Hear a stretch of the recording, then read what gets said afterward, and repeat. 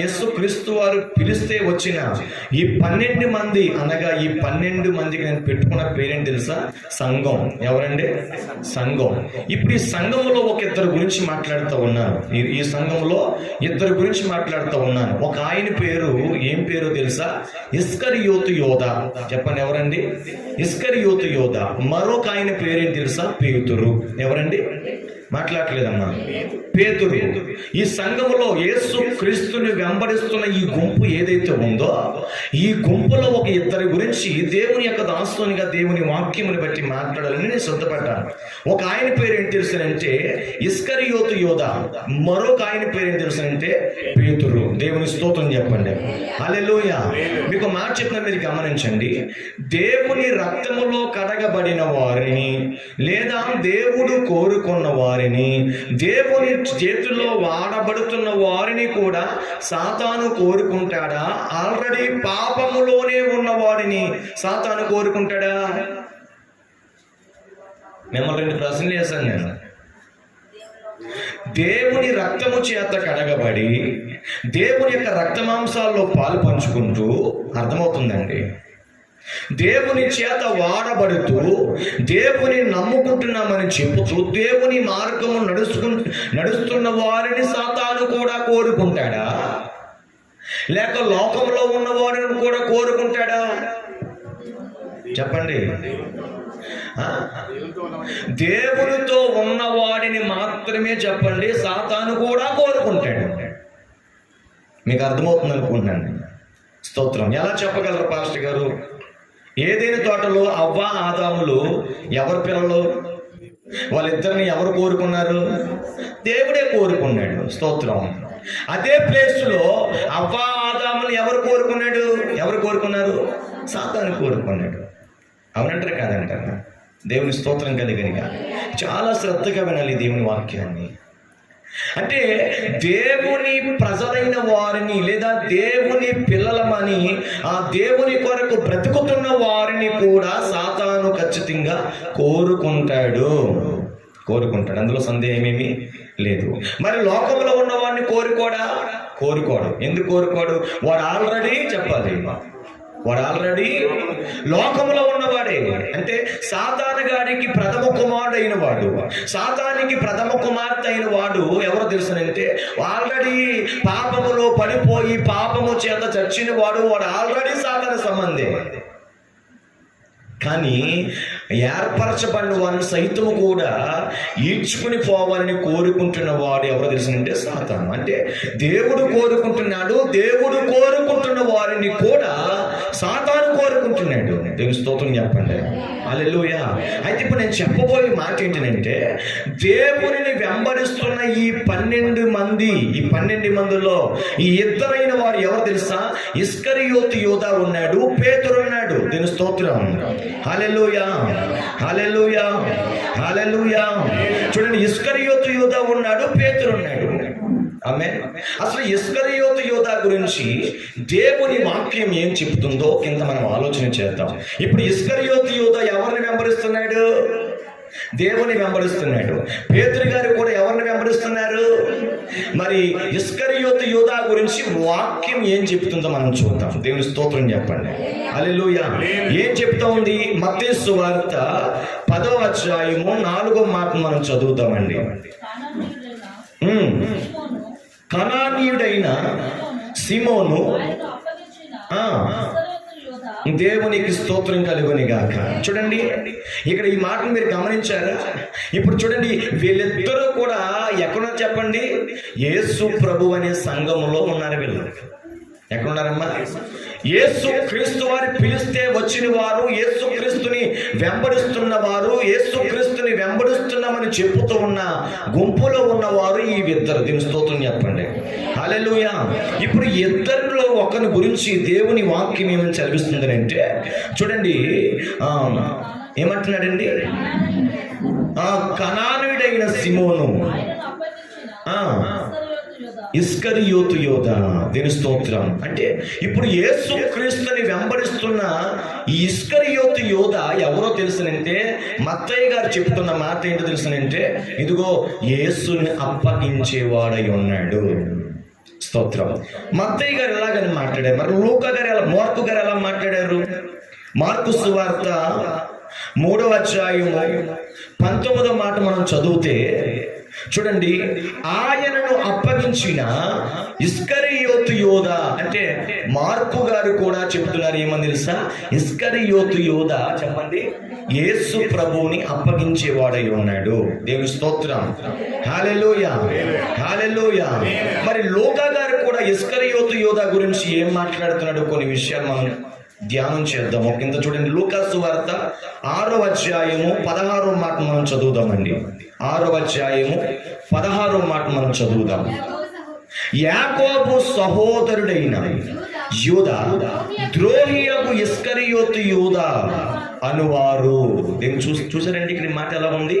ఇక్కడ లూకా గారైతే ఇస్కరియోతు యూదా ద్రోహి అంటున్నాడు. ఏమన్నాడండి? ఇస్కరియోతు యూదా ద్రోహి. ఎవరిని అప్పగించేవాడు అంటున్నాడు? దేవుడిని, యేసు ప్రభువుని అప్పగించేవాడు అంటున్నాడు. దీని స్తోత్రం చెప్పండి, హల్లెలూయా. అదే యోహాను సువార్తలో, యోహాను సువార్త 6వ అధ్యాయము 71వ మాట మనం చదువుతుంటే అక్కడ కూడా మనకు కనబడుతుంది, సీమోను ఇస్కరియోతు కుమారుడైన యూదా 12 మందిలో ఒక్కడై ఉండి ఆయనను అప్పగింపబోచుండెను గనుక వానిని గూర్చియే ఆయన ఈ మాట చెప్పుచున్నాడు. దేవుని స్తోత్రం. అంటే ఇప్పుడు ఈ 12 మందిలో ఇద్దరి గురించి మనం నేర్చుకుంటూ ఉన్నాం. ఒకరు ఇస్కరియోతు యూదా, 2 ఎవరునంటే పేతురు. దేవుని స్తోత్రం చెప్పండి, హల్లెలూయా. ఇప్పుడు ఇస్కరియోతు యూదాని గురించి, పేతురు గురించి మనం ఆలోచన చేస్తే, ఇస్కరియోతు యూదాని గురించి మనం ఈరోజు చాలా ప్రాముఖ్యమైన విషయాలు మనం నేర్చుకోబోతా ఉన్నాం. దేవుని స్తోత్రం కలిగిన గాని, హల్లెలూయా. ఏంటి ఆ విషయాలు అంటే, ఇస్కరియోతు యూదా ఆయన అప్పగించేవాడిగా ఉన్నాడు. ఇస్కరియోతు యూదా ద్రోహిగా ఉన్నాడు. ఇస్కరియోతు యూదా సీమోను కుమారుని ఇస్కరియోతు యూదా ఆయనను అప్పగించేవాడు. అంటే 4 సువార్తలు కూడా వ్రాయబడిన మాట ఏం తెలుసా ఇస్కరియోతు యూదా గురించి? యేసు ప్రభువుని అప్పగించేవాడై ఉన్నాడు. స్తోత్రం, హల్లెలూయా. ఇప్పుడు వీళ్ళిద్దరూ ఎక్కడున్నారని చెప్పాను నేను? వీళ్ళిద్దరూ ఎక్కడున్నారని చెప్పాను? యేసు క్రీస్తు వారు కట్టిన సంఘములో ఉన్నారు వీళ్ళు. స్తోత్రం. ఎక్కడున్నారమ్మా? మాట్లాడలేదు మీరు. యేసు క్రీస్తు వారు కట్టిన, పిలిచిన, ఆయన కొరకు ఏర్పరచుకున్న సంఘములో వీళ్ళున్నారండి. స్తోత్రం, హల్లెలూయా. ఇదండి ఇస్కరియోతు యూద యొక్క సాక్ష్యం. దీని స్తోత్రం చెప్పండి, హల్లెలూయా, హల్లెలూయా. మీరు గమనించండి, ఇప్పుడు మరి పేతురు గురించి కూడా చెప్పాను కదా, పేతురు గురించి కూడా మాట్లాడాను కదా. ఇప్పుడు పేతురు గురించి కూడా దేవుని యొక్క వాక్యం ఏం సెలవిస్తూ ఉంది, ఇస్కరియోతు యూదా గురించి కూడా ఏం సెలవిస్తూ ఉంది. నేను ప్రారంభంలో చెప్పాను ఏమని తెలుసా? లోకములో ఉన్న వారిని, పాపములో ఉన్న వారిని యేసయ్య కోరుకుంటాడేమో గాని మరలా పనిగట్టిన సాతానేమి కోరుకోడు. మీకు అర్థమైంది? ఇప్పుడు లోకములో ఉన్న వారిని, పాపము చేత చచ్చిన వారిని తన పవిత్రమైన రక్తములో కడుగుకోవాలని యేసయ్య కోరుకుంటున్నాడేమో గాని ఆల్రెడీ పాపము చేత చచ్చిన వారిని, పాపములో పడిన వారిని ఏమాత్రం కూడా అపవాది కోరుకోడు. ఎందుకనంటే వాడు అప్పటికే అపవాదికి ప్రథమ కుమారుడై ఉన్నాడు, ప్రథమ కుమార్తె ఉన్నది. దేవుని స్తోత్రం, హల్లెలూయా. అయితే ఇప్పుడు చూడండి, దేవుడు కోరుకున్నాడు, ఇటు సాతాను కూడా కోరుకుంటున్నాడు. ఎవరినండి? ఇస్కరియోతు యూదాను కోరుకుంటున్నాడు. చెప్పండి, పేతురుని కూడా కోరుకుంటున్నాడు. చూడు, 2 విషయాలు మీకు చెప్పుకొస్తాను. 2 విషయాలు చెప్పుకొస్తాను. మొదటి నేను పెట్టుకున్న టైటిల్ ఏంటంటే సాతాను అని పెట్టుకున్నాను. ఏం పెట్టుకున్నాను చెప్పాలి? ఏం పెట్టుకున్నాను? ఎవరు పిలుస్తున్నారు సాతాను అని? సాక్షాత్తు యేసు ప్రభువే పిలుస్తున్నాడు. ఎవరిని? చదువుదాం చూడండి ఒకసారి. మత్తయి సువార్త 16వ అధ్యాయము 23వ మాట మనం చదువుదామండి. మత్తయి సువార్త 16వ అధ్యాయము 23వ మాట మనం చదువుదాం.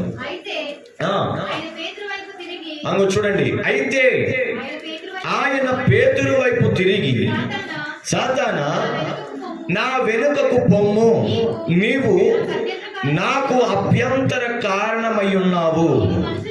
నీవు మనుషుల సంగతులని తలంచుచున్నావు గాని దేవుని సంగతులను తలంపక ఉన్నావని పేతురుతో చెప్పెను. దేవుని స్తోత్రం కలిగిన గాక.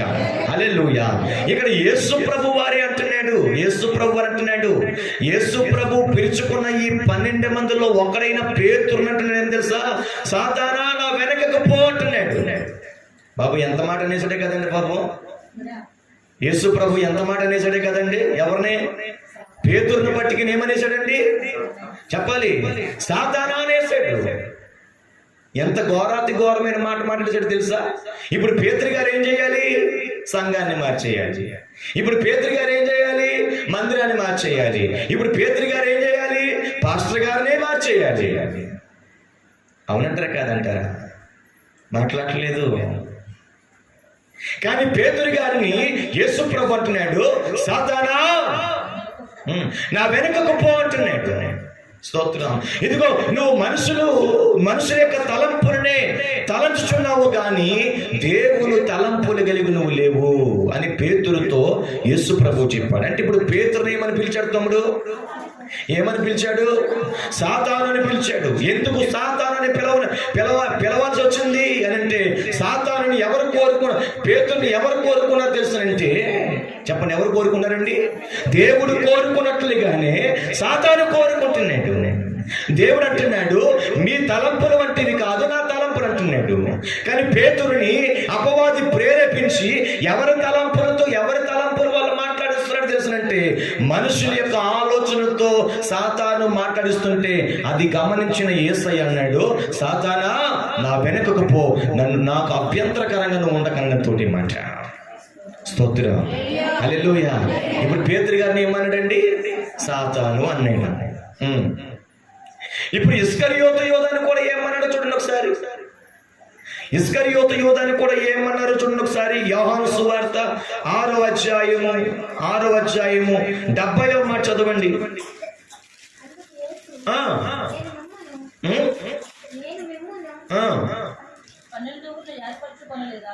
స్పష్టంగా చదవండి. అందుకు యేసు మిమ్మును 12 ఏర్పరచుకొనలేదా? మీలో ఒకడు సాతాను అని వారితో చెప్పాడు. ఇప్పుడు ఇస్కరియోతు యోధాని ఏమన్నాడండి యేసు ప్రభువు వారు? చెప్పండి, ఏమన్నాడు? పేతురు గారిని ఏమన్నాడు? మాట్లాడలేదు. పేతురు గారిని ఏమన్నాడు? సాతానా నా వెనకకు పో, నీ ఆలోచనలన్నీ కూడా ఎలాగున్నాయి తెలుసా? నా తండ్రి ఆలోచన వలె లేవు, దైవ సంబంధమైన ఆలోచనలాగా లేవు నీ ఆలోచనలు. నీ ఆలోచన ఎలాగున్నాయి తెలుసా? మనుషులు ఆలోచించేటట్లుగా నువ్వేం చేస్తున్నావు? ఆలోచిస్తున్నావు. నాకు అభ్యంతరకరంగా ఉండకు, పో సాతానా నా వెనకన్నతోటి మాట. అంటే ఇప్పుడు ఆ సందర్భంలో అక్కడ పేతురు గారిని కూడా ఎవరు వాడుకుంటున్నారు? మాట్లాడలేదు.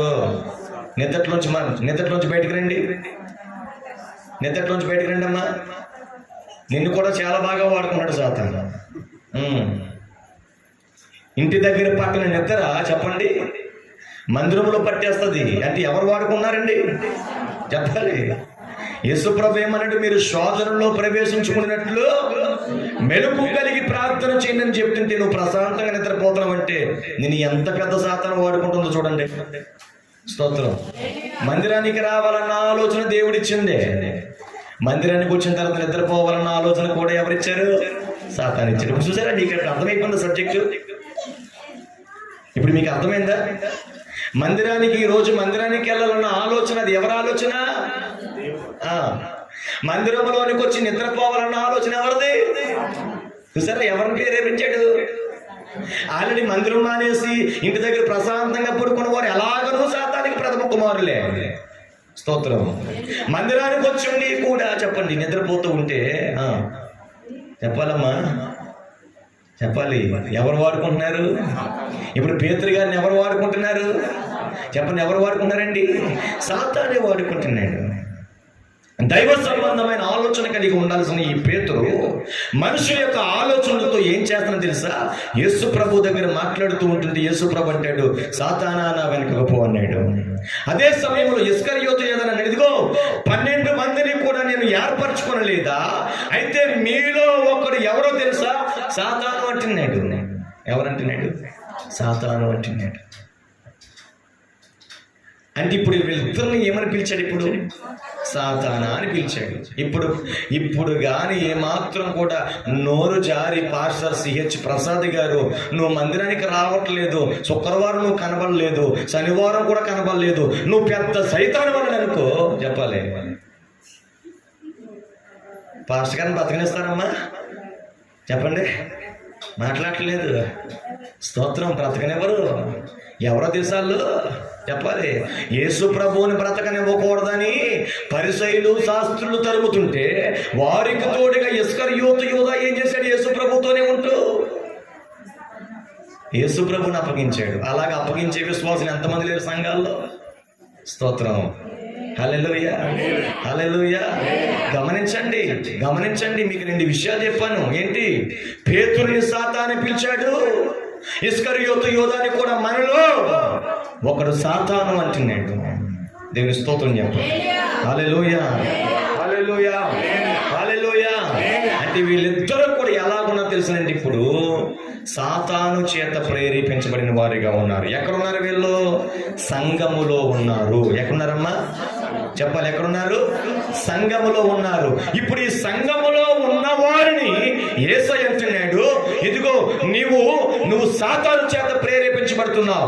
మనుషుల ఆలోచనతో నువ్వు మాట్లాడుతున్నావు, దేవుని ఆలోచనల ద్వారా నువ్వు మాట్లాడట్లేదు, నువ్వు సాతాను సంబంధం అని పేతురుని అంటుంటే ఇస్కరియోతు యూదా అంటున్నాడు. ముఖం మీద ఏమో తెలుసా? 12 మందిని నేను ఎన్నుకోలేదా?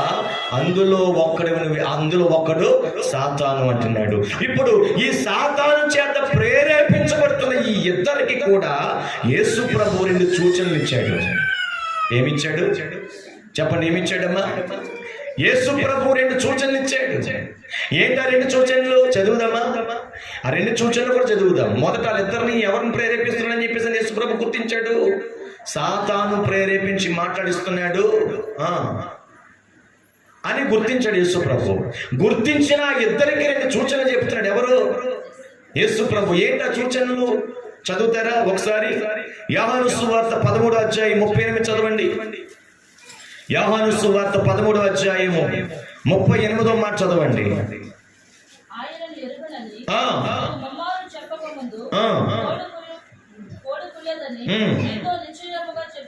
దేవునికి మహిమ కలుగునిగాక. చూసారండి, మొదట వారిద్దరినీ కూడా సాతాను ప్రేరేపిస్తుందని తెలిసి, సాతాను చేత వాడబడుతున్నారని తెలిసి, లేదా సాతాను యొక్క మార్గంలో వారు ప్రేరేపించబడుతున్నారని తెలిసి యేసు ప్రభు గుర్తించి వారికి 2 సూచనలు చెప్పాడు. అందులో మొదటి సూచన ఏంటో తెలుసునంటే ఏమంటున్నాడండి? ఆయనను ఎరగనని నీవు ముమ్మారు చెప్పక ముందు కోడి కూయదని నీతో నిశ్చయముగా చెప్పుచున్నాను. ఈ సూచన ఎవరికో తెలుసా? ఈ సూచన ఎవరికి? పేతురు గారికి అనండి. స్తోత్రం. ఈ సూచన ఎవరికండి? పేతురు గారికి చెప్పాడు. స్తోత్రం. ఏమని చెప్పాడు? చూడండి, నేను చదువుతున్నాను, ప్రారంభం చదువుతున్నాను చూడండి 36 నుండి. సీమోను పేతురు, ప్రభువా నీవెక్కడికి వెళ్ళుచున్నావని ఆయనను అడుగగా, యేసు నేను వెళ్ళుచున్న చోటికి నీవిప్పుడు నా వెంట రాలేవు గాని తరువాత వచ్చదువని అతనితో చెప్పింది. అందుకు పేతురు, ప్రభువా నేనెందుకు ఇప్పుడు నీ వెంట రాలేను? నీ కొరకు నా ప్రాణం పెట్టుదునని ఆయనతో చెప్పగా యేసు అంటున్నాడు, నా కొరకు నీ ప్రాణమును పెట్టుదువా? ఆయనను ఎరగనని నీవు ముమ్మారు చెప్పక మునిపే కోడి కూయదని నీతో నిశ్చయముగా చెప్పుచున్నాను. దేవునికి మహిమ కలుగునిగాక. Praise the lord. హల్లెలూయా. అంటే పేతురు గారికి ఒక సూచన. పేతురు గారికి ఒక సూచన. ఏంటి ఆ సూచన అంటే? దేవుని స్తోత్రం కలుగునిగాక. హల్లెలూయా. ఏంటి పేతురు గారికి సూచన అంటే? ఇదిగో నేను అప్పగించబడతాను కదా, అప్పగించబడుతున్న సమయంలో ఇదిగో నీ వెంట నేను వస్తానయ్యా, నా ప్రాణము నీ కొరకు నేను పెడతానని చెప్తున్నావు కదా, నువ్వు ఏమాత్రము కూడా అది నువ్వు చెయ్యవు గాని కోడి కూయక మునిపే నువ్వేం చేస్తావు తెలుసా? ముమ్మారు నువ్వు ఎరుగనని నువ్వు చెప్పుతావు అని యేసు ప్రభు అన్నాడు. ఇదొక సూచన. ఎవరికండి? మాట్లాడలేదు. ఎవరికి? పేతురు గారికి. స్తోత్రం, హల్లెలూయా. మరి ఇస్కరియోతు యోధకు కూడా ఒక సూచన చెప్పాడు యేసు ప్రభు. చదవండి ఒకసారి.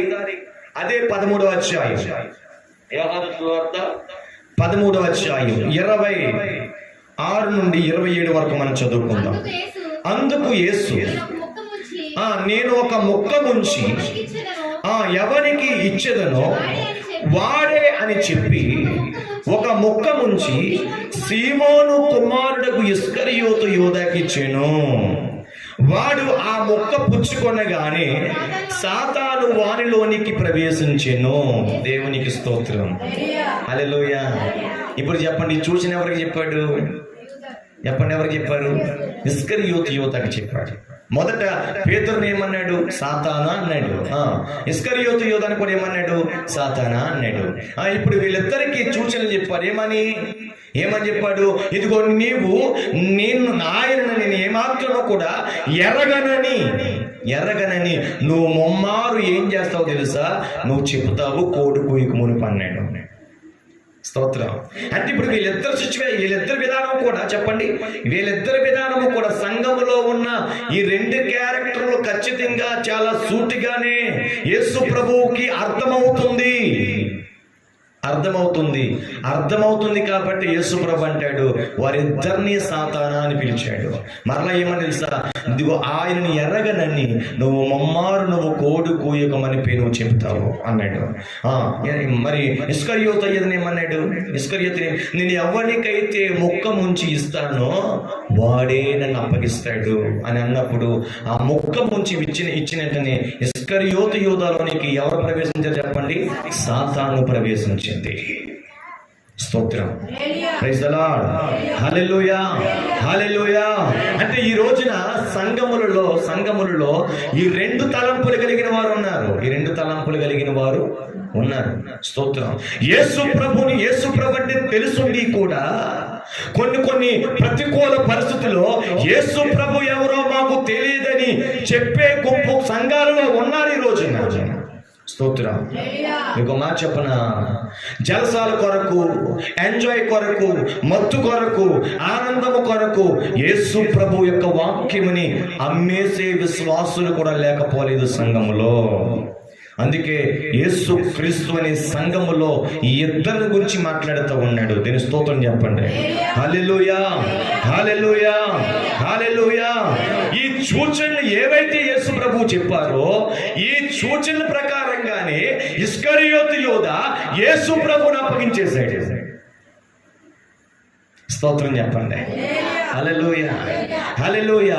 ఏ సూచన అయితే పేతురు గారికి చెప్పాడో ఆ సూచన ప్రకారముగానే పేతురు గారు కూడా యేసు ప్రభువుని ఏమాత్రము కూడా ఎరగనని 3 సార్లు అబద్ధం ఆడేశాడు. ఈరోజు దేవుని యొక్క దాసునిగా చెప్తున్నాను, మీరు గమనించండి. ఈ రోజు కూడా దేవుని వాక్యముని బట్టి మీకు కొన్ని సూచనలు ఇవ్వబడుతున్నాయి. ఏమి ఇవ్వబడుతున్నాయి? మీకు కొన్ని సూచనలు ఇవ్వబడుతున్నాయి. ఏంటో తెలుసా? ఈ రోజు నువ్వు దేవుని మందిరానికి ఎందుకు వచ్చావో తెలుసా? దేవుని ఆరాధించాలని దేవుని మందిరానికి వచ్చావు. దేవుని నామమును గణపరచాలని వచ్చావు. దేవునికి మహిమకరమైన బిడ్డగా నువ్వు ఉండాలని వచ్చావు. దేవుని వాక్యము చేత సరిచేయబడి, దేవుని వాక్యము చేత కట్టబడి, దేవుని వాక్యము చేత బలపరచబడి, దేవుని వాక్యము చేత ఇదిగో రాకడ కొరకై సిద్ధపరచబడడానికి దేవుని మందిరానికి నువ్వు వచ్చావు. దేవుని స్తోత్రం కలిగిన గాక. అయితే దేవుని వాక్యము ద్వారానే దేవుని యొక్క దాసునిగా మీకు కూడా వారికి చెరొకటి సూచనలుగా యేసు ప్రభు చెబితే దేవుడు ఏర్పరచుకున్న దేవుని యొక్క దాసునిగా మీకు కూడా ఖచ్చితంగా కొన్ని సూచనలు చెప్తున్నా, మీరు గమనించండి. ఇప్పుడు మనం మందిరానికి ఎందుకు వచ్చాం తెలుసా? దేవుని యొక్క ప్రభు బలంలో పాలు పంచుకోవడానికి వచ్చాం. స్తోత్రం, హల్లెలూయా. మీకు మాట చెప్పనా? ఇప్పుడు ఖచ్చితంగా అపవాదైన సాతాను మిమ్మల్ని చెప్పండి వాడుకోవాలని చూస్తాడు. అందులో సందేహం ఏమీ లేదు. ఇప్పుడు మనం ఎక్కడికి వచ్చాం? సినిమా హాల్కి పోలేదు. మనం ఎక్కడికి వెళ్ళాం? మనం ఎక్కడికి వచ్చాం? బ్రాందీ షాప్ దగ్గరికి కాదు మనం వెళ్తా, సినిమా హాల్లో కాదు మనం వెళ్తా, రోడ్డు మీద వెచ్చలవిడిగా తిరగట్లేదు. మనం మనం ఎక్కడికి వచ్చామో తెలుసా? దేవుని మందిరమునకు వచ్చాము. ప్రభువు యొక్క బలలో మనం పాలు పంచుకోబోతున్నాము. ఈ ప్రభు బలలో పాలు పంచుకున్న తర్వాత కూడా అపవాది నిన్ను వాడుకోవాలని చూస్తాడు. ఏంటి అపవాది వాడుకునే సూచనలు ఏంటో తెలుసనంటే, స్తోత్రం, హల్లెలూయా, హల్లెలూయా. ఆరాధన ముగించబడిన వెంటనే నువ్వు ఇంటికి వెళ్తావు కదా, ఇంటికి వెళ్తావా? ఇంటికి వెళ్ళిన వెంటనే నీ ఇంటిలో ఉన్న నీ యజమానికి భోజనం పెట్టడానికి కొంచెం ఆలస్యమయ్యి ఆ యజమాని ద్వారా అపవాది ఏదో ఒకటి నిన్ను అంటాడు, ఏదో ఒకటి నిన్ను అంటాడు. ఇప్పుడు అపవాది నిన్ను ఏం చేయాలని చూస్తున్నా తెలుసా? ప్రేమతో సమాధానం చెప్పేటట్లుగా ఏమో దేవుడు చెప్పాడు, అలా కాదు. నీ భర్త నీ మీద ఎలాగైతే నోరేసుని పడిపోతున్నాడో అలాగే నువ్వు కూడా ఏం చేయి, నోరేసుని పడిపో అని చెప్పేసి అని ఖచ్చితంగా అపవాది నిన్ను వాడుకోవాలని చూస్తాడు. అందులో సందేహం ఏమి లేదు. 2, ఇంతగా దేవుని యొక్క వాక్యం విన్నావా? ఇంతగా దేవుని వాక్యం విని నువ్వు ఖచ్చితంగా కట్టబడాలి, దేవుని కొరకే నేను బ్రతకాలి, రోషం కలిగి బ్రతకాలని నువ్వు మంచి తీర్మానంతో బయలుదేరి వెళ్తున్నావా? స్తోత్రం. ఖచ్చితంగా అప్పుడు కూడా అపవాది నిన్ను వాడుకోవాలని చూస్తాడు. దేని ద్వారా తెలుసా? నీ చూపు ద్వారా. నీ చూపు ద్వారా. నీ చేతిలో బైబిల్ ఉండాల్సింది పోయి నీ చేతిలో సెల్ ఫోన్ పెడతాడు. నీ చేతిలో బైబిల్ ఉండాల్సింది పోయి నీ చేతిలో టీవీ రిమోట్ పెడతాడు. ఆలోచన చేసుకో. ఇవి నీకు కొన్ని సూచనలు, ఇవి నీకు కొన్ని సూచనలు. స్తోత్రం, హల్లెలూయా, హల్లెలూయా.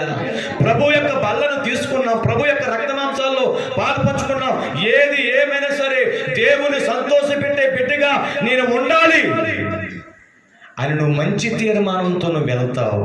ఈ లోపల నీ స్నేహితుడు వచ్చి అంటాడు, అరే ప్రారంభం నుండి ఎన్నెన్నో మ్యాచ్లు చూసాం కదా, ఐపీఎల్ మ్యాచ్లు, ఫైనల్ మ్యాచ్, ఏ మ్యాచ్? Final match. అప్పటి వరకు 10,000 రూపాయలు బెట్టింగ్ చేశాము. చెప్పాలి, ఇది చివరి ఫైనల్ మ్యాచ్ కదా, నాకు ఖచ్చితంగా ప్రేరేపణ వస్తుంది, ఖచ్చితంగా ఈ టీం ఖచ్చితంగా గెలిచేస్తుంది, ఈసారి 10,000 రూపాయలు కాదు నువ్వు బెట్టింగ్ కాయాల్సింది, నువ్వు కాయాల్సింది 50,000 రూపాయలు కాయరా అంటాడు. అది నీకు ఒక సూచనగా ఉంది, జాగ్రత్త. యేసు ప్రభు చెప్పాడు ఏమని తెలుసా? నేను ఎవరికైతే మొక్క ముంచి వాని చేతికిస్తానో వాడి నన్ను అప్పగించేవాడు అన్నాడు. మరొకరి గురించి ఏమని తెలుసా? ఇదిగో నేను ఆయనను ఎరగనని ముమ్మారు నువ్వు కోడి కూయొక్క మునిపే నువ్వు చెప్పుతావని చెప్పాడు. మీ ఎదుట కొన్ని సూచన పెట్టాను, మీరు గమనించండి. టీవీ నీకు ఒక సూచనగా ఉంది, సెల్ ఫోన్ ఒక సూచనగా ఉంది, త్రాగుడు ఒక సూచనగా ఉంది, వ్యభిచారం ఒక సూచనగా ఉంది, దొంగతనం నీకు ఒక సూచనగా ఉంది. దేవుని స్తోత్రం కలుగునిగా. హల్లెలూయా, హల్లెలూయా, హల్లెలూయా. యేసు క్రీస్తు వారు అప్పగింపబడిన రాత్రి ఒక రొట్టెనట్టుకుని కృతజ్ఞతాస్తుతులు చెల్లించి దాన్ని విరిచి వారికి పంచిపెట్టినప్పుడు అందులో పేతురు ఉన్నాడు, అందులో ఇస్కరియోతు యోధా ఉన్నాడు. ఇప్పుడు కూడా చాలా మంది పేతురులు ఇక్కడ ఉన్నారు, ఇస్కరియోతు యోధాలు కూడా చాలా మంది ఉన్నారు. పేతురులు తక్కువ, ఇక్కడ ఇస్కరియోతు యోధాలు చాలా ఎక్కువ. స్తోత్రం, హల్లెలూయా, హల్లెలూయా, హల్లెలూయా, హల్లెలూయా. దేవుని దాస్తునిగా చెప్తున్నాను, నీకు కొన్ని సూచనలు చెప్పాను. నేను ఇప్పుడు కొన్ని సూచనలు చెప్పాను. బైబిల్ నీ చేతిలో ఉండాలి. ఇంటి దగ్గర ప్రార్థన, ఇంటి దగ్గర వాక్య ధ్యానం, ఇంటి దగ్గర ప్రార్థన, ఇంటి దగ్గర వాక్య ధ్యానం, ఇంటి దగ్గర నువ్వు నోరు తెరిస్తే దేవుని మాటలే. ఇంటి దగ్గర కానీ, మందిరంలో కానీ, సమాజంలో కానీ, నీ పనిలోనే కానీ, నీ డ్యూటీలోనే కానీ, నీ ఉద్యోగంలోనే కానీ నోరు తెరిస్తే దేవుని కూర్చిన మాటలే రావాలి. కానీ అపవాది నీ నోటార బూతులు పలికించాలని చూస్తాడు, నీ నోటి ద్వారా అబద్ధాలు పలికించాలని చూస్తాడు, నీ నోటితోనే అనేకులను తిట్టించాలని చూస్తూ ఉంటాడు. నేను ఖచ్చితంగా మీకు వాక్యం చెప్తుండగానే మీకు చాలా సూచనలు ఇచ్చేసాను. స్తోత్రం, హల్లెలూయా. ఇంకొక 10 నిమిషాలు 20 నిమిషాల్లో వాక్యం ముగించబడిపోతుంది, ప్రభు బలలోకి వెళ్ళిపోతాం. ఒకసారి ఆలోచన చేసుకో. ఈ ఆరాధన ముగించబడిన తర్వాత నీ జీవితం ఏమై ఉండాలో ఒకసారి ఆలోచన చేసుకో. మొదటి దేవుడు అంటున్నాడు, నీవు సాతానా నా వెనకకు పో అంటున్నాడు. మరొకటి అంటున్నాడు, ఇదిగో 12 మందిని నేను ఎన్నుకోలేదా, ఈ 12 మందిలో ఒకడు సాతాను అంటున్నాడు. వీళ్ళిద్దరికీ దేవుడు చెప్తున్న మాట ఏం తెలుసా? ఇదిగో నీవు నన్ను ఎరగవని, నువ్వు ముమ్మారు కోడు కూయక మునిపే నువ్వు చెప్పుతావని వారికి ఒక సూచన చెప్పాడు. స్తోత్రం. హల్లెలూయా, హల్లెలూయా, హల్లెలూయా. నేను ఎవరికైతే మొక్క ముంచి ఇస్తానో వాడే నన్ను అప్పగించేవాడని ఒక సూచన చెప్పాడు. ఖచ్చితంగా యేసు ప్రభు చెప్పినట్లుగా అక్షరాలు నెరవేరిపోయింది. ఇస్కరియోతు యోధ ఏమో యేసు ప్రభుని అప్పగించేశాడు. పేతురు గారేమో ఆయన నేను ఎరగనని చెప్పేశాడు. స్తోత్రం.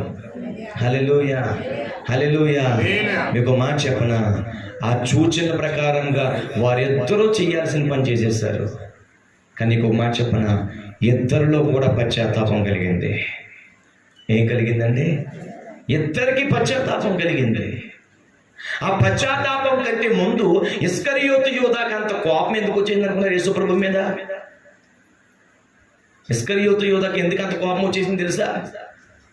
జటామాంస అని అత్తరు తీసుకుని ఒక ఆవిడ వచ్చిందండి. ఎవరు వచ్చారు? జటామాంస అని చాలా విలువ కలిగిన అత్తరు తీసుకుని యేసు ప్రభు దగ్గరకు వచ్చి ఆ అత్తరి బుడ్డిని పగలగొట్టి ఏం చేసిందంటే, యేసు ప్రభువు తల మీద తల మొదలుకొని ఆ పాదాల వరకు ఏం చేసిందంటే ఆ పరిమళ సువాసన కలిగిన అత్తర్ని ఏం చేసిందంటే ఆయన మీదకి దారబోసేసిందండి. అప్పుడు అక్కడ ఉన్న వారందరూ కూడా వ్యసన పడంటారు. అంత విలువైన అత్తరు బుడ్డిని పగలగొట్టేసి నేలపాలు చేయడం ఎందుకు? దానిని అమ్మి పేదలకిస్తే ఎంత బాగుంటుంది అని చెప్పినప్పుడు యేసు ప్రభు అంటాడు, ఏమని తెలుసా? పేదలు ఎల్లప్పుడూ మీతో ఉంటారు. పేదలు ఎల్లప్పుడూ, మీరు ఎప్పుడు పడితే అప్పుడు వారికి ఏం చేయొచ్చు? సహాయం చేయొచ్చు. నేను మీ మధ్యలో ఉండను అన్నాడు. ఇది నా భూస్థాపన నిమిత్తమై ఈమె చాలా ఘనమైన కార్యం చేస్తుంది అన్నాడు. స్తోత్రం. హల్లెలూయా. ఇప్పుడు అక్కడ ఉన్న వాళ్ళందరికీ కోపం వచ్చింది అనుకున్నారా? కాదు. ఎవరు కోపం వచ్చింది తెలుసా? ఇస్కరియోతు యోధాకే కోపం వచ్చింది. ఎందుకని? డబ్బు దంచి ఇస్కరియోతు యోధ దగ్గర ఉంది. ఏంటి? డబ్బు దంచి ఇస్కరియోతు యోధ దగ్గర ఉంది. ఇస్కరియోతు యోధ ఆ డబ్బు దంచినే కనుక అత్తరమ్మిన డబ్బు ఏదైతే ఉందో అర్థమవుతుందా?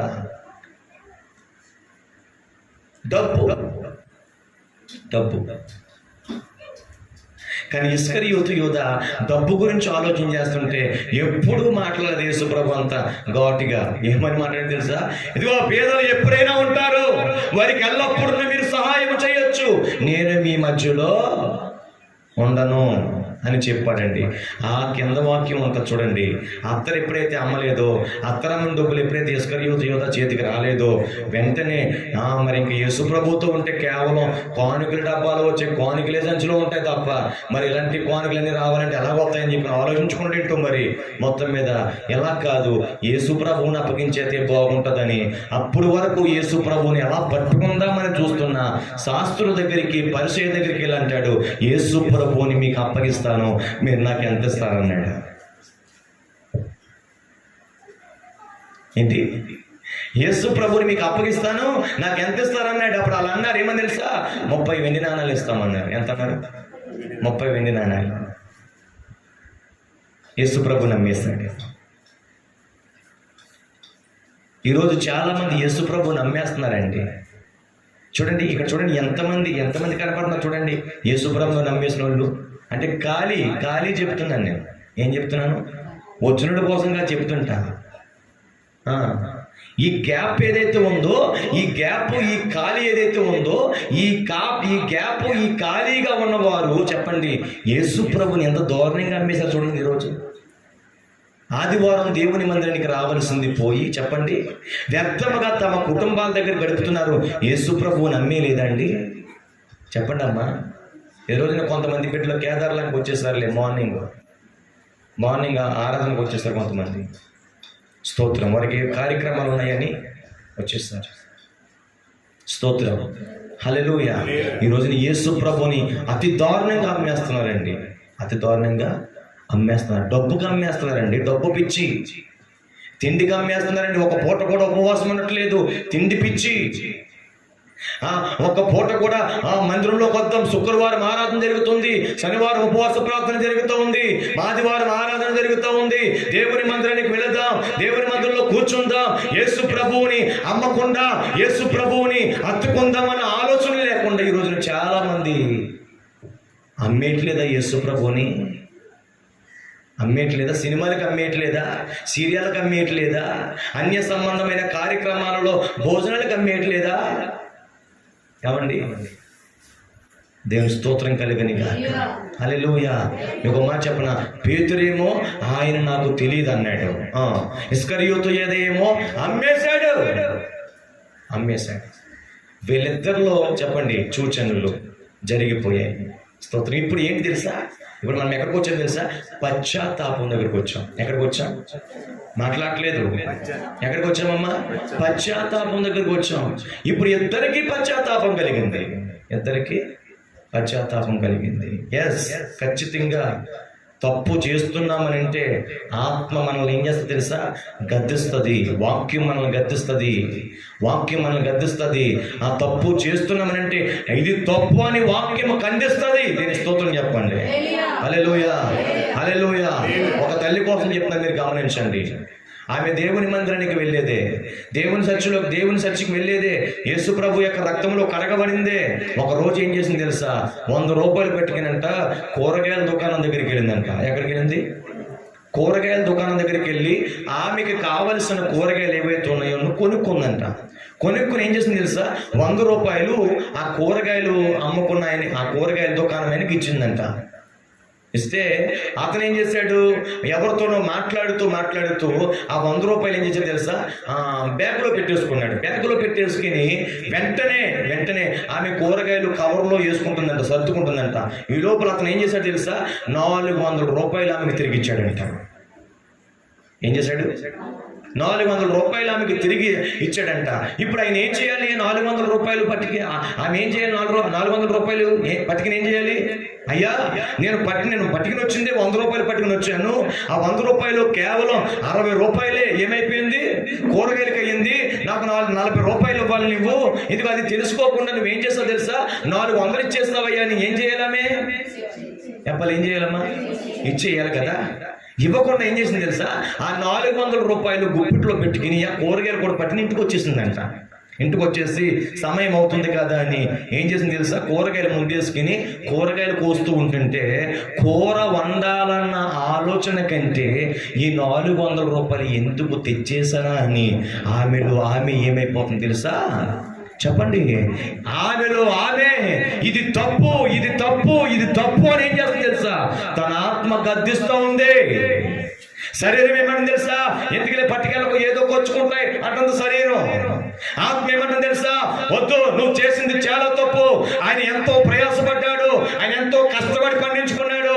ఆ పండించుకున్న కూరగాయలు పట్టుకు వచ్చి అమ్ముతుంటే నువ్వు 60 రూపాయలు రేటు పెట్టుకొని ఇదిగో నువ్వు 100 రూపాయలు ఇస్తే నువ్వు న్యాయంగా 40 రూపాయలు తీసుకోకుండా మరలా తిరిగి అతను 400 ఇస్తే ఆ 400 పట్టుకుని రావడం ఎంత మట్టికి నీకు కరెక్ట్ కాదని దైవజనుడు చెప్పిన వాక్యం ఏదైతే ఉందో ఆ వాక్యాలన్నీ కూడా ఆ వాక్యం ద్వారా ఆమె హృదయాన్ని ఖండిస్తుంటే ఆ 400 పట్టుకునంటే ఏం చేసింది తెలుసా?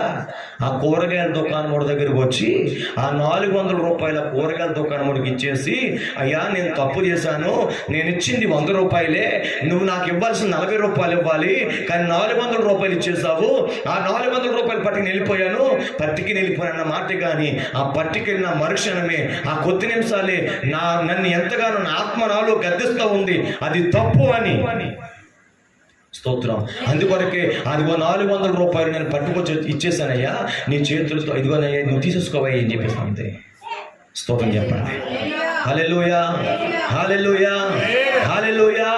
ఎప్పుడైతే ఆ 400 రూపాయలు ఆమె పట్టుకెళ్ళి ఇచ్చేసిందో వెంటనే చూడండి అతని మనసు అంటండి ఎంత ఆనందం వేసిందంటో, అమ్మా నువ్వు ఎందుకు ఇలా తిరిగి పట్టుకొచ్చేసావు? ఎంతో మంది ఇలాంటి మోసగాలు చాలా మంది ఉన్నారు కదా, నువ్వు ఎందుకు పట్టుకొచ్చావు? స్తోత్రం అని అడుగుతుంటే ఆమె చెప్పిన మాట ఏం తెలుసా? అయ్యా ఇదిగో నేను దేవుని మందిరానికి వెళ్తాను, అయ్యా నేను యేసు ప్రభువు నమ్ముకున్న బిడ్డను, అయ్యా ప్రతి నెల కూడా ప్రభు బలారాధనలో పాలు పంచుకుంటాను, అయ్యా ఎప్పుడు సేవకులతోనే సహవాసం కలిగి ఉంటాను, అయ్యా ఎప్పుడు మందిరంలో పరిచర్య చేస్తూనే ఉంటాను, అయ్యా నేను ఎప్పుడు కూడా యేసు ప్రభువుని అప్పగించిన విశ్వాసుని కాదు, ఎప్పుడు యేసు ప్రభువుకి మహిమను తెచ్చే బిడ్డనే. మరి ఎందుకో పాడు బుద్ధి, డబ్బులు చూసినప్పటికీ ఏం పుట్టేసింది? నాకు దురాశ పుట్టేసిందయ్యా, అందుకే నా ఆత్మ నన్ను గద్దిస్తుంటే నేను పట్టుకొచ్చి నీకు ఇచ్చేను కొన్ని ఇచ్చేసానయ్యా, నేను ఒక క్రైస్తవ బిడ్డనయ్యా అని చెప్పుకుందంట. దేవుని స్తోత్రం కలిగిన కదా. ఎప్పుడైతే ఆమె అలా చెప్పిందో మీకు మాట చెప్పనా, అక్కడ కూర్చున్నవాడు ఎవరో తెలుసా? ఒక అన్యుడు, దేవుని ఎరగని వాడు, దేవుడంటే తెలియని వాడు, దేవుని మందిరమునకు రాలేని వాడు. స్తోత్రం, హల్లెలూయా. ఆమెలో ఉన్న గొప్ప విశ్వాసము చూసి, ఆమెలో ఉన్న మంచితనము చూసి, అమ్మా నువ్వు నమ్ముకుంటున్న యేసయ్య అంత గొప్పోడా, అమ్మా నువ్వు నమ్ముకుంటున్న యేసయ్య అంత మహిమ కలిగిన వాడా, అమ్మా నువ్వు నమ్ముకుంటున్న యేసయ్య తప్పు చేస్తే అది తప్పని ముఖం మీద చెప్పేవాడనంటే, ఎస్ నా యేసయ్య ముఖం మీద చెప్పేవాడే అని ఏం చేసింది తెలుసా? అయ్యా నా యేసయ్య ముఖం మీదే మాట్లాడతాడు, షార్ట్లు మాట్లాడేవాడు కాదు, నా యేసయ్య పొగడేవాడు కాదు, తప్పు చేస్తే కొరడాలు పెట్టుకుని దేవుని స్తోత్రం కలిగిన గాక. హల్లెలూయా. గద్దించి బుద్ధి చెప్పేవాడు నా యేసయ్య అని చెప్పినప్పుడు వెంటనే ఆమెకు కలిగిన మనసును బట్టి అతనికి మారు మనసు కలిగిందంట. దేవుని స్తోత్రం చెప్పండి. హల్లెలూయా. ఏం కలిగిందంటండి? మారు మనసు కలిగింది. మారు మనసు కలిగి వెంటనే ఏమని తెలుసా ఆమెతో? అమ్మా ఇదిగో నువ్వు ఎప్పుడు నేను చూస్తావు, ఇదిగో నువ్వు ఎక్కడికి వెళ్తావు మందిరానికి అని చెప్పేసి అన్నాడు. అయ్యా ఇదిగో అయ్యా ఈ పక్క వీధిలోకి వెళ్తానయ్యా అని చెప్పింది. అమ్మా నువ్వు మందిరానికి వెళ్ళినప్పుడు ఖచ్చితంగా వచ్చి నన్ను పిలమ్మా అని చెప్పాడు. హల్లెలూయా. ఎందుకయ్యా అని అడిగితే ఆయన అంటున్నాడు ఏమో తెలుసా? నువ్వు ఆరాధిస్తున్న దేవుడు ఇంత గొప్పోడైనప్పుడు, నువ్వు ఆరాధిస్తున్న దేవుడు ఇంత మహిమగలిగినవాడు అయినప్పుడు, నువ్వు ఆరాధిస్తున్న దేవుడు తప్పుని తప్పుగా మాట్లాడేవాడు అయినప్పుడు, నేను స్తోత్రం కలిగిన అంత తప్పు తెలుసుకొని నువ్వు పట్టుకొచ్చి నాకు ఇచ్చిన ఆ డబ్బుని బట్టి తెలుస్తుందమ్మా నువ్వు ఆరాధిస్తున్న యేసయ్య ఎంత గొప్పోడని.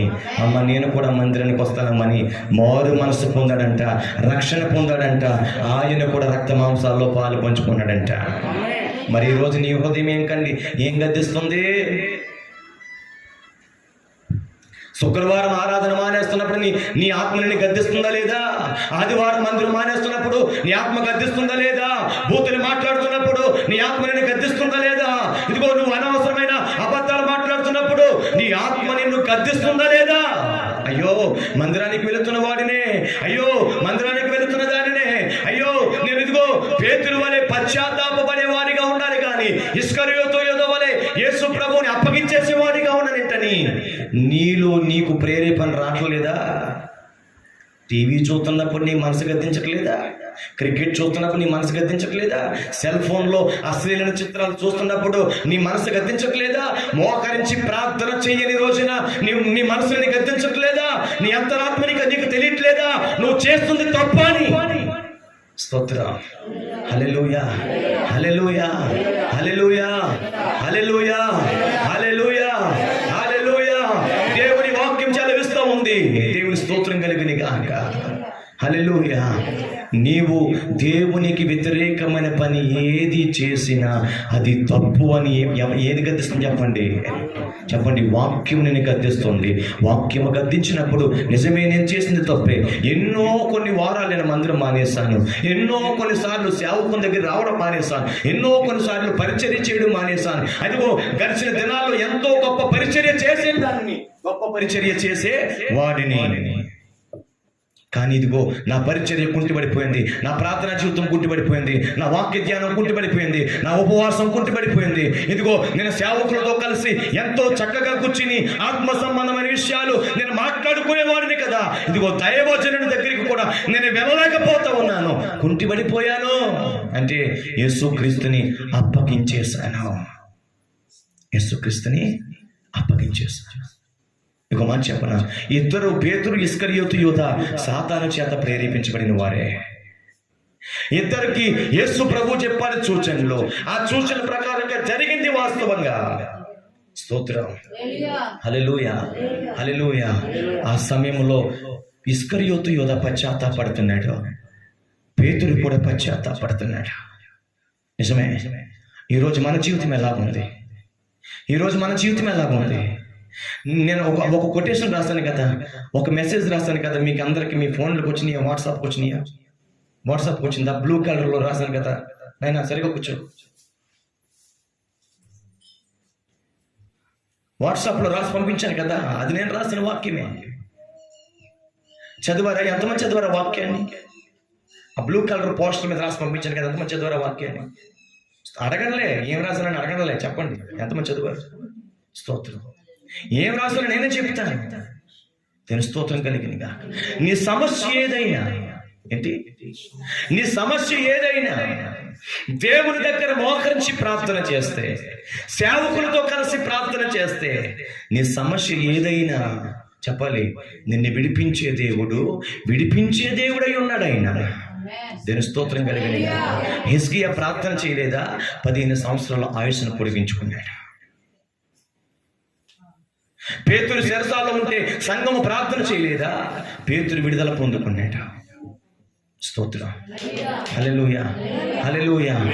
దేవుని పాదాల దగ్గర మోకరించి ప్రార్థన చేయకుండా, దైవజనంతో కలిసి మోకరించి ప్రార్థన చేయకుండా, దేవుని మీద సనుగుతూ తిరుగుబాటు చేస్తూ, సేవకుల మీద సనుగుతూ తిరుగుబాటు చేస్తే నీ చేతులతో నువ్వే నాశనమును తెచ్చుకుంటున్నావని రాసిన వాక్యం అందులో.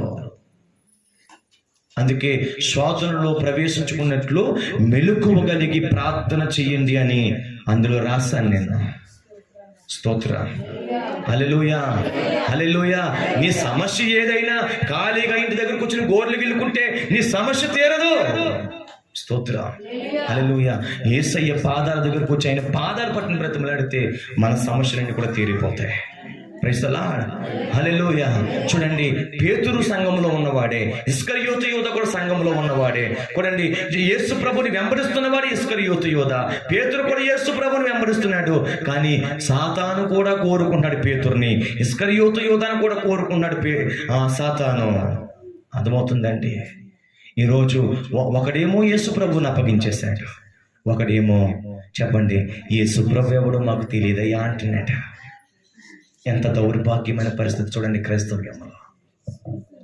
క్రైస్తవ్యంలో చూడండి, ఎంత దౌర్భాగ్యమైన పరిస్థితి చూడండి క్రైస్తవ్యంలో. స్తోత్రం, హల్లెలూయా, హల్లెలూయా. నువ్వు చెప్పాలి దేవుణ్ణి అప్పగించని ఇస్కరియోతు యూదా నీలో పని చేయట్లేదు అని అంటే నువ్వు చెప్పాలేమో తెలుసా? ఎస్ నేను క్రైస్తవుని, నిన్న రోషము కలిగిన దేవుణ్ణి ఆరాధిస్తున్నాను. నీతో నేనొచ్చేదేంట్రా సినిమాకి? నీతో నేనొచ్చేదేంట్రా బ్రాందీ షాప్కి? నువ్వు చెబితే నా తల్లిదండ్రులు కాదని ఎవరినో ప్రేమించడం ఏంటి? పనికి మాల్దానని సమాధానం ఘాటుగా చెప్పేదానిగా ఉండాలి తప్ప. అవునా, బాగుంటాడా అబ్బాయి, అందంగా ఉంటాడా, ఎర్రగా ఉంటాడా, నిజమే నీ సెలక్షన్ చాలా బాగుంది, నాకు కూడా మంచోని సెలెక్ట్ చేసి పెట్టావు, మా అమ్మ నాన్న ఉంటే తర్వాత చూద్దాంలే, వాళ్ళు ఒప్పుకోకుండా ఉంటారేంటి?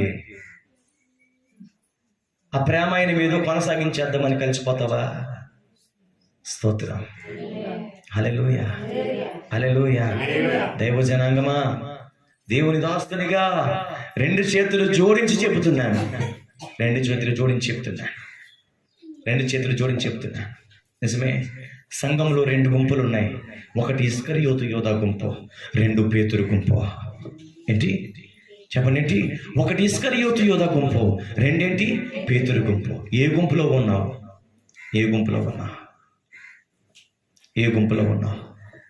స్తోత్రం, హల్లెలూయా. ఇప్పుడు మనం ఎక్కడికి వచ్చామో తెలుసా? పశ్చాత్తాపం దగ్గరికి వచ్చాం. ఎక్కడికి వచ్చామమ్మా చెప్పండి? పశ్చాత్తాపం దగ్గరికి వచ్చాం. చదవండి ఒకసారి మత్తయి సువార్త 26వ అధ్యాయం 75వ మాట చదవండి. పేతురు గురించి. కనుక కోడి కూయక మునిపే నన్ను ఎరగనని ముమ్మారు చెప్పెదవని యేసు తనతో అని నా మాట పేతురు జ్ఞాపకం చేసుకుని వెలుపలకు పోయి సంతాపపడి ఏడ్చాడంటండి. అమ్మా ఏం చేశాడంట చెప్పాలి, ఏం చేశాడంటండి? సంతాపపడి లేదా పశ్చాత్తాపడి ఏడ్చేశాడంటండి. దేవా నువ్వు చెప్పకనే చెప్పావయ్యా. ఏంటి బోధకుడా, నువ్వు చెప్పకనే చెప్పావయ్యా. నేను నిన్ను ఎరగనని ముమ్మారు కోడు కూయక మునిపే నువ్వు చెప్పుతావని నువ్వు చెప్పకనే చెప్పావు బోధకుడా. నువ్వు చెప్పినట్లుగానే నేను చూడాలి ఏం చేశాను నువ్వు ఎరగనని చెప్పానయ్యా. అయ్యా నన్ను క్షమించయ్యా అని పేతురు ఏం తెలుసా? పశ్చాత్తాపడుతున్నాడండి. ఏం పడుతున్నాడమ్మా? పశ్చాత్తాపం పడుతున్నాడు. స్తోత్రం. ఏం పడుతున్నాడండి? పశ్చాత్తాపం పడుతున్నాడండి పేతురు. ఈరోజు నువ్వైనా నేనైనా దేవుని మందిరముకు వచ్చాం కదా, ఇప్పుడు మనం పశ్చాత్తాపపడే సమయం ఇది. పశ్చాత్తాపపడే సమయం ఇది. స్తోత్రం. హల్లెలూయా, హల్లెలూయా. ఎన్నో కొన్నిసార్లు దేవుడు గద్దించాడు కదా నిన్ను, ఎన్నో కొన్నిసార్లు గద్దించాడు కదా. నువ్వు వాక్యం చదవట్లేదు, వాక్యం చదవని గద్దించడం లేదా? నువ్వు ప్రార్థన చేయట్లేదు, ప్రార్థన చేయని గద్దించడం లేదా? నువ్వు ఉపవాసం ఉండట్లేదు, ఉపవాసం ఉండని నీతో మాట్లాడడం లేదా? ఇదిగో నువ్వు వెచ్చలవిడిగా నీ కనులతో చూడకూడనివి ఎన్నెన్నో నువ్వు చూస్తున్నావు. అది చూడటం నీకు శాపం, అది నీకు కీడని దేవుడు ఎన్నిసార్లు నీతో మాట్లాడలేదు. నువ్వు చేస్తూనే ఉన్నావు. చేస్తూ ఉన్నప్పుడు కూడా అయ్యా నేను చేసింది తప్పే అని నీకు ఆలోచన రావట్లేదా? కానీ పేతురు అంటున్నాడు, ఇదిగో చూడండి ఏమని తెలుసా?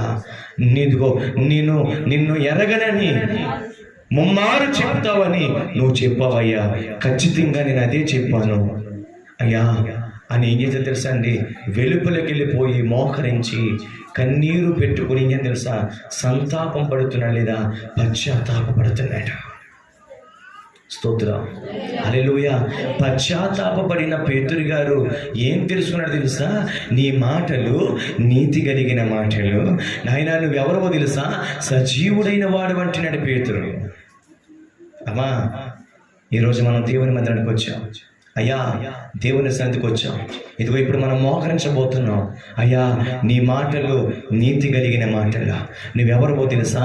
సజీవుడవు అని మనం చెప్పగలగాలి. యేసయ్య అంటున్నాడు ఏమని తెలుసా? పేతురు వారందరూ ఏమనుకుంటున్నారయ్యా అన్నాడు. వారందరూ ఒకరేమో ప్రవక్త అంటున్నారయ్యా, ఒకరేమో ఏలియా అంటున్నారయ్యా, మరొకరేమో ఎవరెవరు అంటున్నారయ్యా. అంటుంటే యేసుక్రీస్తు వారు అన్నారు, మరి నువ్వేమనుకున్నావయ్యా అని అడిగాడు. అప్పుడు పేతురు అంటున్నాడు, నీవు సజీవుడైన చెప్పాలి దేవుని దైవ కుమారుడు అంటున్నాడు. దేవుని స్తోత్రం కలిగి. హల్లెలూయా. ఏమని పశ్చాత్తాపపడిపోవడంలో గొప్పతనం లేదండి. ఏంటి? పశ్చాత్తాపపడిపోవడంలో గొప్పతనం లేదు. మనం అంగీకరించాలి, మనం ఆరాధిస్తున్న యేసయ్య సజీవుడు. మనము వింటున్న దేవుని వాక్యము నీతి కలిగిన వాక్యం అని మనం గ్రహించాలి. స్తోత్రం. హల్లెలూయా, హల్లెలూయా. పేతురేమో అలాగని వెలుపలికి వెళ్ళి నాయనా నేను చేసింది తప్పే అని ఏం చేస్తాను చెప్పండి? సంతాపపడుతున్నాడు. నీతి కలిగిన వాక్యమును అంగీకరిస్తున్నాడు. ఆయన సజీవుడని ఆయన వైపు చూస్తున్నాడు. స్తోత్రం. హల్లెలూయా. ఇస్కరియోతు యోధ కూడా చెప్పండి పశ్చాత్తాపడ్డాడు. చదువుతారా? చెప్పండి. మత్తయి సువార్త 27వ అధ్యాయము 7వ వాక్యం నుంచి మనం చదువుదామండి. 7వ వాక్యమేనా? కాదు, 3వ వాక్యం నుంచి మనం చదువుదాం.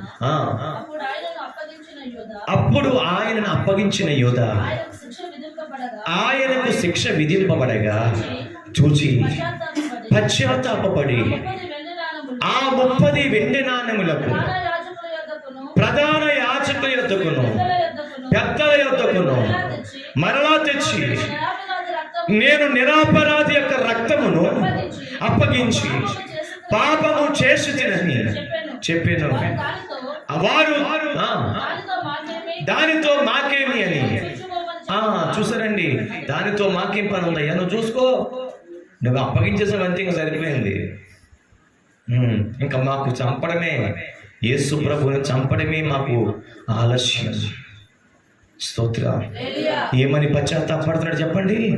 నేను నిరపరాధి యొక్క రక్తమును చెప్పాలి, అప్పగించి పాపం చేశానంటున్నాడు. నిరపరాధి యొక్క రక్తమును అప్పగించి నేను పాపం చేశానంటున్నాడు. పశ్చాత్తాపడ్డాడు. కానీ పశ్చాత్తాపడ్డాడు కానీ ఏమైపోడు తెలుసా? ఉరి పెట్టుకుని చచ్చిపోయాడండి. ఏం పెట్టుకుని చచ్చిపోయాడమ్మా? చెప్పాలి ఏం పెట్టుకుని చచ్చిపోయాడు? మాట్లాడలేదు ఎవరో కూడా. ఉరి పెట్టుకుని చచ్చిపోయాడు ఇస్కరియోతు యూదా. పశ్చాత్తాపడ్డాడు. చాలా చాలా గొప్ప విషయం అది. తప్పు చేసిన వాడు పశ్చాత్తాపడ్డాడు అన్న విషయం చాలా గొప్ప విషయం. కానీ ఇస్కరియోతు యూదా చేసిన చాలా ఘోరమైన తప్పు ఏంటి తెలుసా? చెప్పాలి, ఉరి పెట్టుకుని చచ్చిపోవడమే. ఈరోజు ఎంతమంది బలవంతమైన మరణాలు అప్పగించుకోవట్లేదు వారి ప్రాణాలని. అప్పులకు తాళలేక, అవమానం కలిగిందని, నిందపడ్డాడని. అర్థమవుతుందా? ఎంతమంది ఊరి పెట్టుకుని చచ్చిపోవట్లేదు? ఎంతమంది చెప్పండి పురుగుల ముందు దాకా చచ్చిపోవట్లేదు? ఆ రైట్స్ ఎవరిచ్చారండి మనకి? మన ప్రాణాలని, దేవుడిచ్చిన ప్రాణాలని మన చేతులతో మనం చంపుకునే రైట్స్ ఎవరిచ్చారు మనకి? ఎవరిచ్చారండి? ఎవరు ఇవ్వలేదు. యెహోవా ఇచ్చాడు, యెహోవాయే తీసుకోవాలి. మన చేతులతో మన ప్రాణమును మనం తీసుకుంటున్నామనంటే స్తోత్రం. నీ జననమును గురించి కూడా నీకు తెలిసి ఉండాలి. నీ పుట్టుకుని గురించి కూడా తెలిసి ఉండాలి. మన చేతులతో మనం పుట్టేశామా? మన ఆలోచనతో మనం పుట్టేశామా? దేవుని ఆలోచనతో మనం పుట్టామా? దేవుని ఆలోచనతో మనం పుట్టాం. దేవుని స్తోత్రం కలిగిన దేవుని యొక్క ఉద్దేశపూర్వకముగా తల్లి గర్భంలో రూపింపబడ్డాం మనము. ఆమేన్. క్షేమముగా ఈ భూమి మీదకి మనం పంపబడ్డాము. దేవుని నామ మహిమార్థమే మనం బ్రతకాలి తప్ప దేవుణ్ణి అప్పగిస్తూ, దేవుని గాయాలు రేపుతూ, మాటి మాటికి యేసయ్యను సిలువేస్తూ ఉంటే మనం ఏమాత్రము కూడా ధన్యులము కాదని దేవుని వాక్యం చదివిస్తూ ఉంది. Praise the lord. హల్లెలూయా. ఇస్కరియోతు యూదా పశ్చాత్తాపడ్డాడు, మంచిదే.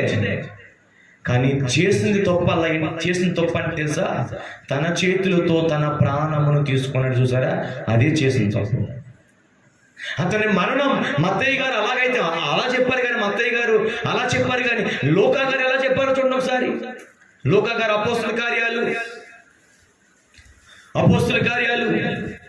1వ అధ్యాయం 18వ మాట చదవండి.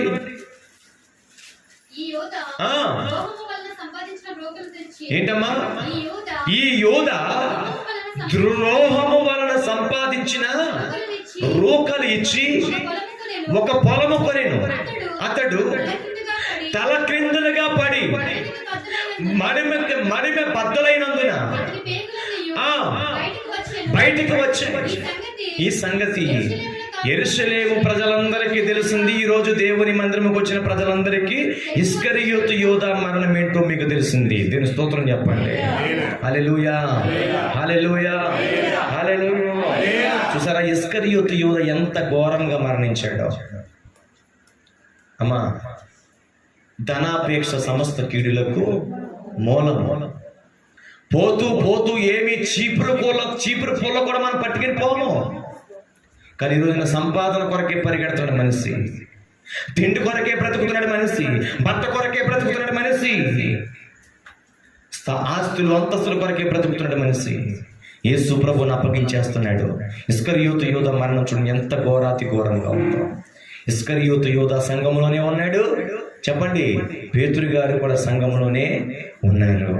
కానీ ఖచ్చితంగా దేవుని ప్రేరణ ద్వారా బ్రతికేవారు ఉన్నారు. సాతాను యొక్క ప్రేరేపణ చేత వాళ్ళకు నచ్చినట్టుగా బ్రతుకుతున్న వారు కూడా ఉన్నారు. ఈరోజు మనం ఏమై ఉందాం? ఇంకొక మంచి మాట చదివించనా మీకు? మత్తయి సువార్త 26వ అధ్యాయము 24వ మాట చదవండి. నేను ముగించేస్తాను.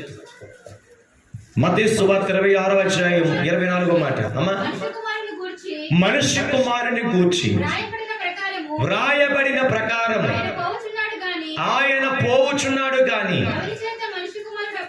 ఎవరి చేత మనుష్య కుమారుడు అప్పగింపబడతాడో ఆ మనుషునికి శ్రమ. ఆ మనిషి పుట్టకపోవడమే మేలు. అంతే చాలు మనం చెప్పేశాను. స్తోత్రం. హల్లెలూయా. అర్థమైంది నేను చెప్తున్న మాట? అమ్మా అర్థమైంది? మనం చదువుకున్న మాట మనకు అర్థమైందా? యేసు ప్రభువుని చెప్పండి, చదవరా, మళ్ళీ చదవరా మాట.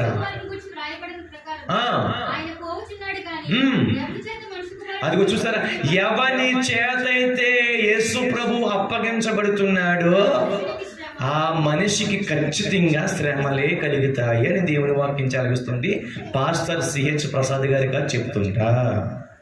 మరి నువ్వు ఏ విషయానికి యేసు ప్రభువుని నమ్మేస్తున్నావో చూసుకో. ఏ విషయాన్ని బట్టి నువ్వు బలహీనపడిపోతున్నావో చూసుకో. నువ్వు ఏ విషయాన్ని బట్టి యేసు ప్రభువుని నమ్మేస్తున్నావో చూసుకో. నీ కుటుంబంలో లేనిపోని దరిద్రం ఎందుకు తెచ్చిపెట్టుకుంటున్నావో ఒకసారి ఆలోచన చేసుకో.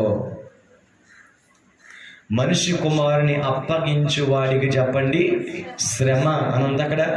చెప్పండి, శ్రమే కాదు, చాలా ఘోరాతి ఘోరమైన మరణము కూడా, నిత్య నరకాగ్ని కూడా. అసలు అలాంటి వాడు పుట్టకపోవడమే మీరంటుంది దేవుని వాక్యం. హల్లెలూయా, హల్లెలూయా. ఇప్పుడు నువ్వు ఏ గుంపులో ఉన్నావు ఆలోచన చేసుకో. ఇప్పుడు ఏ గుంపులో ఉన్నావు? నిజమే, సాతాను చేత ప్రేరేపించబడ్డావు. నిజమే, సాతాను చేత ప్రేరేపించబడ్డావు. నిజమే, సాతాను చేత ప్రేరేపించబడి తింటావు. నిజమే, కొట్టావు. నిజమే, ఎన్నెన్నో సినిమాలు చూసావు. నిజమే, ఎంతో భయంకరమైన వాక్యము నీతో మాట్లాడుతూ ఉన్నా కానీ తాగుడు వైపే పరుగులు చేస్తున్నావు. నిజమే, నిజమే. అది తప్పని తెలిసి నువ్వు మందిరంలో, ఇప్పుడు అది తప్పని తెలిసి నువ్వు మందిరానికి వచ్చావు. ఇప్పుడు నువ్వు మోకరించబోతున్నావు. పేతురు చేసినట్లుగా ప్రార్థన చేస్తావా? ఇస్కరియోతు యోధ ఆలోచించినట్టుగా ఆలోచిస్తావా? అమ్మా, దేవుని ఆజ్ఞ లేనిదే మరణము ఏ నరునికి రాదు. కానీ ఈరోజు చాలామంది సొంత ప్రయత్నంతో ఏం చేస్తున్నారు చెప్పండి? ఊరి పెట్టుకుని చచ్చిపోతున్నారు, మందు తాగి చచ్చిపోతున్నారు. నేను ముగించేస్తాను. ఏమని ప్రార్థన చేస్తావు? ఇస్కరియోతు యోధ పశ్చాత్తాపడ్డాడు. నిజమే, కానీ తన సొంత ఆలోచనతో బ్రతుకుతున్నాడు కాబట్టి చాలా భయంకరమైన మరణం. కానీ పేతురు అలా కాదు, పశ్చాత్తాపడ్డాడు, క్షమాపణ కోరుకున్నాడు, యేసయ్య పాదాలు పట్టుకున్నాడు, బ్రతిమలాడాడు. స్తోత్రం, హల్లెలూయా. పెంతెకోస్తు మేడగదిలో ఎంతో మంది సమకూర్చబడితే వారందరికీ లేచి నిలబడి ప్రసంగం చేయడం మొదలుపెట్టాడు. ఆ ఒక్క ప్రసంగానికి 3000 మంది బాప్తిస్మం పొందారు. ఇప్పుడు ఎవరికి ఎలాంటి ధన్యత కావాలి నీకు? పేతురుకి కలిగిన ధన్యత కావాలా? ఇస్కరియోతు యోధాకి కలిగిన గతి నీకు కావాలా? ఒకసారి ఆలోచన చేసుకో. నేను ప్రారంభంలో చెప్పాను, దేవుని మందిరమునకు వస్తున్న వారిని కూడా సాతాను కోరుకుంటాడు, సాతాను ప్రేరేపిస్తాడు. ఎన్నో సూచన నీకు చెప్పాలి. ఎంత వాక్యం విన్న తర్వాత కూడా టీవీ దగ్గరికి వెళ్ళాలన్న ఆలోచన నీకు పుడుతుంది. సెల్ ఫోన్లో జబర్దస్తులు చూడాలని, టీ షోలు చూడాలని, సీరియల్ చూడాలన్న ఆలోచన నీకు కలగజేస్తాడు. పలానా వారిని తిట్టమని ప్రేరేపిస్తాడు, పలానా వారిని కొట్టమని ప్రేరేపిస్తాడు, సేవకుడి మీద సనుక్కో అని ప్రేరేపిస్తాడు, సంఘంలో ఉన్న వారి మీద సనుక్కో అని కూడా ప్రేరేపిస్తాడు. స్తోత్రం, హల్లెలూయా. ఈ సూచనలు ఇంత వాక్యం విన్న తర్వాత కూడా నీ జీవితంలో జరుగుతున్నాయంటే నువ్వు పేతురువు కాదు, ఇస్కరియోతు యోధావే. స్తోత్రం. ఎవరివి? పేతురువు కాదు, ఇస్కరియోతు యోధావే. ఎంత వాక్యం విన్నా కానీ నీ జలసాల కొరకు, నీ సంతోషం కొరకు, నీ ఆనందం కొరకు, నీ సంతోషం కొరకు ఎంతగానో నువ్వు ఎంజాయ్ చేయాలని సాక్షాత్తు వాక్యమై ఉన్న యేసయ్యనే అమ్మేస్తే తర్వాత నీ పరిస్థితి ఎంత ఘోరంగా ఉంటుందో ఆలోచన చేసుకో. దేవుని స్తోత్రం కలిగిన గాక. ఇద్దరు వ్యక్తుల్ని ముందు పెట్టాడు. ఒకరు ఇస్కరియోతు యోధ, మరొకరు పేతురు తప్పు చేశాడు, ఇస్కరియోతు యోధ తప్పు చేశాడు. ఆ తప్పుకు తగిన పశ్చాత్తాపం ఇద్దరికి కలిగింది. కానీ ఒకడేమో యేసయ్యకి అప్పగించుకున్నాడు, మరొకరేమో చెప్పండి పశ్చాత్తాపడ్డాడే కానీ బలవంతమైన మరణం చచ్చాడు. ఏం కావాలి? ఏం కావాలి? వస్తుందా? ఇంకా ప్రేరేపణ వస్తుందా? పాపము చేయాలన్న ప్రేరేపణ వస్తుందా? జబర్దస్తులు చూడాలనే ప్రేరేపణ వస్తుందా? ఢీ షోడ్ చూడాలన్న ప్రేరేపణ వస్తుందా? IPL మ్యాచ్ దగ్గర కూర్చోవాలన్న ప్రేరేపణ వస్తుందా? బెట్టింగ్లు కాయాలన్న ప్రేరేపణ వస్తుందా? భార్యని కాదని, భర్తని కాదని, పరాయిన పురుషునితో, పరాయి స్త్రీతో స్తోత్రం పాపము చేయాలన్న ఆలోచన వస్తుందా? స్తోత్రం. దేవుని మందిరం మానేసి ఖాళీగా ఇంటి దగ్గర కూర్చుందాంలే, ఈ వారం కాదులే మళ్ళా వారం వెళ్దాంలే అన్న ఆలోచన నీకు వస్తుందా? ఆ ఆలోచనలు వస్తే ఇక్కడతోనే నువ్వు ఆపేసుకో. ఇక్కడతో ఆపేసుకో. నువ్వేదో నెలకు ఒకసారి ఆపేతమ్ముడు